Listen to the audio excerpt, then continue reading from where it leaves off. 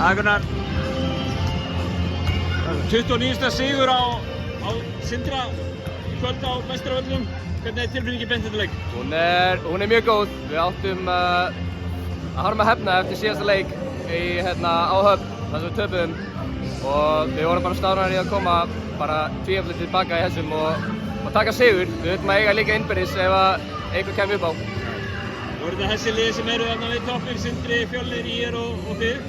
Þið er búin að tapa fyrir IR og Sindra. Það hljótið að vera svona konum með einhvers konar svona blóða tennurnar svona fyrir þennan lokakafla. Já, þessi Sindra leikur á Höfn að sviði frekar mikið núna en svona eftir jólafríð það er öðruvísi orka yfir liðinu.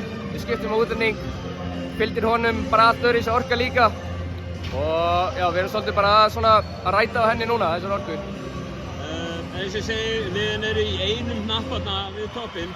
Hversu mikilvægt er að tryggja sér þetta eftir sæti? Bara mjög mikilvægt. Við erum ekkert alltof spenntir fyrir því kannski að spila út maí sko.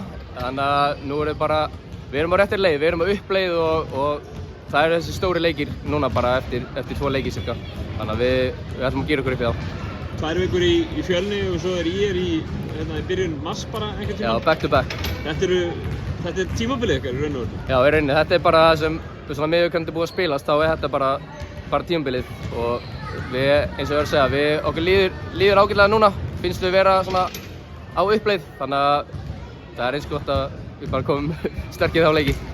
Bestu þakkir Gunnar, gangi ykkur vel. Takk fyrir það.